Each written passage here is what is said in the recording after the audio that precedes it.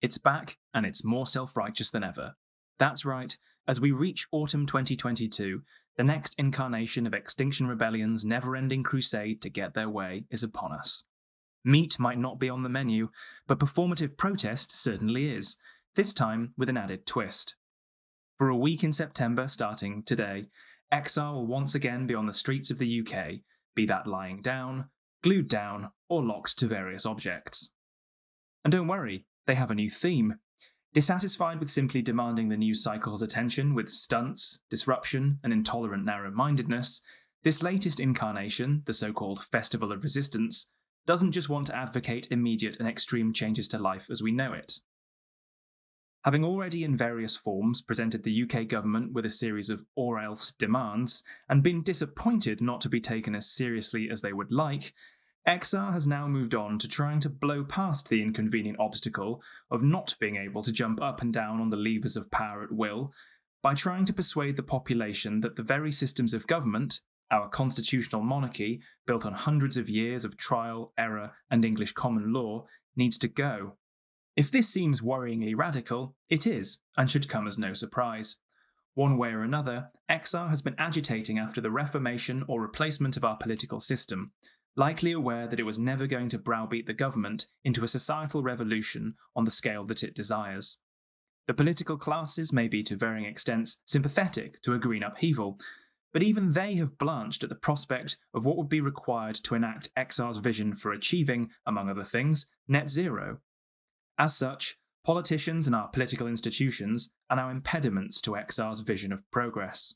The title for the new protest season, the Festival of Resistance, is a choice that should be immediately indicative of how members of XR perceive themselves, revelling in their status as insurgents against the current order and the self-aggrandizing role as virtuous but marginalized crusaders that spend their time backpatting and providing support groups for those among them risking arrest, a laughably low-risk enterprise in which they can be expected to be treated with painstaking care, unlike, say, the consequences of bedecking yourselves in gaudy colours and making similar demands in Russia, China, Saudi Arabia, or any number of other far less accommodating countries. The biggest risk being run by most XR activists is falling off a bamboo structure, using too much superglue, or grazing their knee whilst failing to cooperate with police. Or, perhaps, as is increasingly likely, provoking unsympathetic members of the public. Note also that using the word festival is likely a deliberate choice, so that apart from being a celebration of themselves, the event also sounds more appealing. It's the same reason for deliberately generating a carnival atmosphere, so as to make the entire pantomime appear more inviting and less threatening. In 2021, XR named their campaign the Impossible Rebellion, the title implicitly granting a sense of self-importance to participants, bravely facing their imagined insurmountable odds, but crucially not sounding particularly inviting or hopeful.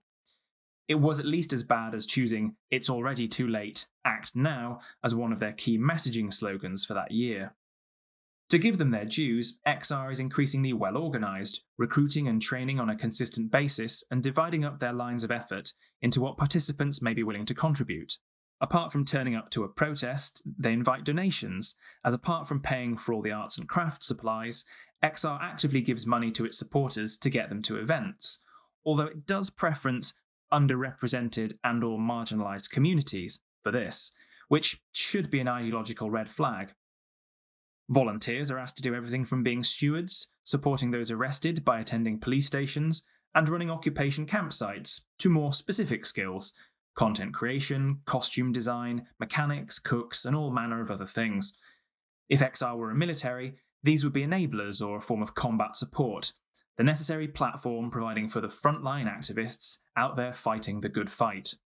A military analogy is also apt when it comes to the most serious direct action members of XR.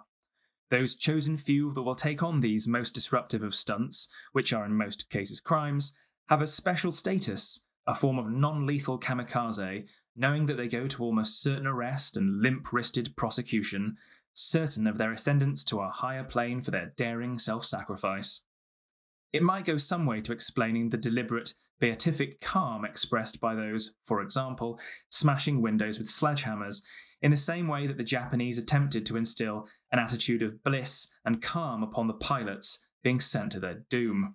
We won't waste any time considering the willful mental gymnastics of describing smashing plate glass windows with hammers as peaceful and non-violent, other than how such people might feel if it were their own belongings being destroyed by a group with deadpan expressions that sat down and sang a song about it afterwards.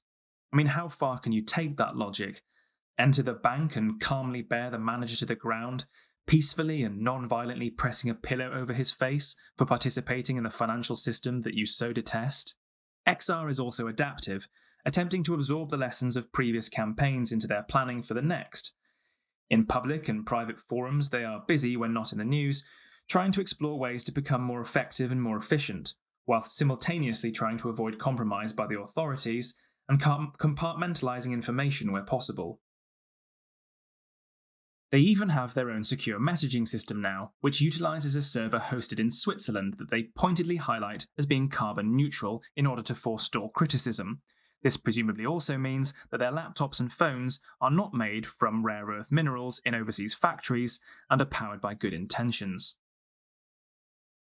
All of this seems pretty smart, or at least smart-ass, and it also forces the authorities to engage in a form of leapfrogging arms race, as XR invent new ways to cause disruption and the police try to create countermeasures. So should we be taking XR more seriously, as they demand? Well, yes, but not necessarily for the reasons that they might prefer. It was all very well when they were striving to effect change through protest and influencing public opinion the usual way. The latter has not always gone well, with one activist infamously being pulled off a tube train at Canning Town in October 2019 by furious members of the public who were trying to get to work. Some members of XR acknowledged in the aftermath that this was a mistake, perhaps having actually anticipated the crowd joining in with a rendition of Do You Hear the People Sing before manning the multicoloured barricades, but it didn't stop the members of 2021's founded Insulate Rebellion from then sitting down in the roads to disrupt commuters on multiple occasions, drawing predictably angry reactions from people caught up in the resultant traffic jams. But yes, we should listen to at least one part of what XR is selling this time around. This new campaign has shifted emphasis from outreach or targeting the banking system to a stark new demand, restructuring the UK's political landscape, in their favour of course. One of XR's primary demands is now that the British government agree to the formation of citizens' assemblies that will attempt to come up with proposals for how the UK should tackle the imminent depredations of climate change. You can check XR's website to find paragraphs of at first glance seemingly reasonable text explaining what a good idea that this is and how it would work, by randomly selecting people from around the country and presenting evidence from scientists and those most affected. This sounds good, but given the at times rabid reactions of XR activists to any form of dissent towards their worldview, there is absolutely no chance that this would produce a fair assembly of citizenry.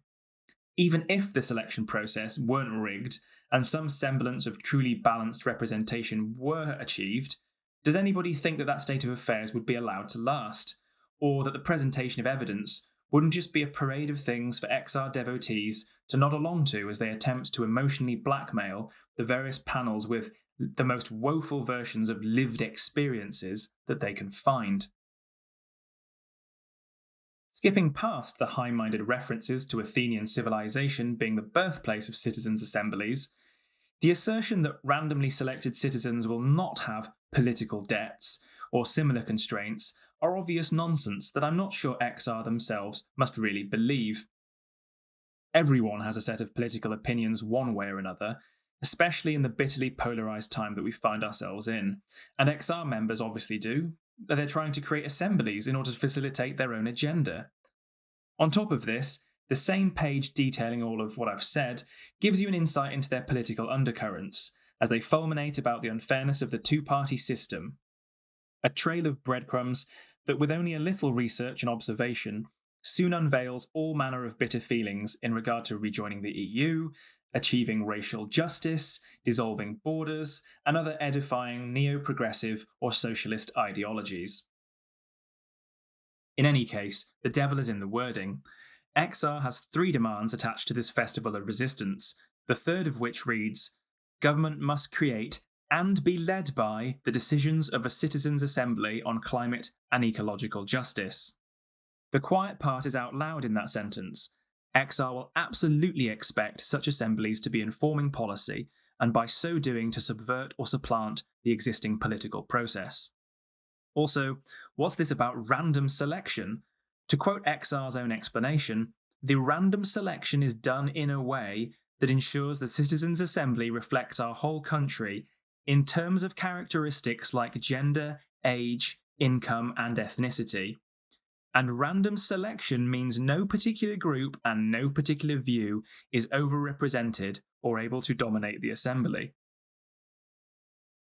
Except that that's not what random selection is, as by XR's description, they would in fact be adjusting for pre-selected criteria, thus ensuring that supposedly random selection is done in a way that renders it not random at all. And this is presuming they're even drawing from a pool which contains all 68 million people in the country. What random means is that if you end up with, for example, 100% white middle-class heterosexual males, then that's what your assembly consists of, a situation that is clearly being warded against by the wording of this paragraph and would certainly not be allowed to come to pass by XR supporters.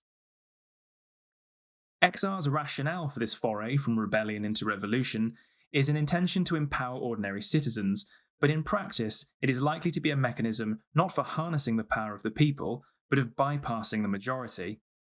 A lot of effort is expended by XR convincing the public and themselves that most people are behind them, except that in practice, whilst any reasonable person, when asked, will express concern with a changing world and ally that with a desire to effect some kind of change, this is not the same as backing an immediate, disproportionate upending of life as we understand it. People have all manner of everyday problems and only so much bandwidth with which to factor in massive life-altering concepts. So telling them that their way of life is all wrong and they must immediately agree to being told how best to alter it, otherwise not only are they bad people but also, essentially, part of the problem, is unlikely to land on fertile ground. At least some level of proportion and balance needs to be struck to implement change and mitigating measures without also ruining people's lives, otherwise they simply won't accept it. This inevitably leads to the catastrophic messaging that is employed routinely by XR. This combines disaster and urgency in order to override the concerns, queries, and uncertainties of members of a public that is rightly dubious of angry moral hectoring from the participants in what appears a twice-yearly tribute by the nation's amateur dramatic societies to a cross between Burning Man and the Rio Carnival. It is what convicts much of XR as being dishonest. They don't actually wish to engage in debate, and to the extent that they do, it's a pretense maintained for however long they can be bothered to do so. To illustrate this, XR's internal messaging is that it needs to win people, not arguments. This is a bizarre non sequitur that goes alongside a menacing tweet released by XR's main Twitter profile in April 2021. It read, "Delay is the new denial," a slogan that was reiterated with a creepy prefix in October 2021 as, "Remember, loves, delay is the deadliest form of denial." Most of XR's activists really just do not have the time for your questions and concerns, as you're either with them or against them. They want what they want, according to their own dogma, and they want it now, no questions asked, because that would infer a delay. That's why this new objective to insert themselves into our political system should concern everyone. Citizens' assemblies will be presented as a moral good, a better politics, and a proper representation of the people. This is affable, amenable language, much as they strive to dress all of their messaging in. But that proffered silken glove of good intentions conceals an impatient mailed fist that would, as seen in their own words, be immediately wielded to see that any assembly contains either the right people or is leveraged into producing the right results. This week of theatrics between the 9th and 13th of September and a month-long bus tour thereafter are intended to culminate in a day of trying to disrupt the functions of government on the 14th of October, as a dress rehearsal for XR's intention to return in the spring of 2023 for what they call the big one. This is an attempt to put 100,000 people on the streets of London to hinder the government's ability to act for as long as they are able to sustain in order to get their own way. In their own words, imagine the 2003 march against the Iraq War, but this time we refuse to leave until our demands are met. Sounds pretty friendly. The cynical exploitation of people's misery over the cost of living crisis to co-opt support for their own cause will have to wait for another video, but it's suffice to say that through the autumn and winter we might be better served by a functioning government. The bottom line is simple. No matter the inadequacies of our political class, the alternative of having XR-sanctioned citizens' assemblies would be worse. No matter the pressure, XR must not be granted concessions that would allow extreme climate ideology a place at the top table of government in the UK.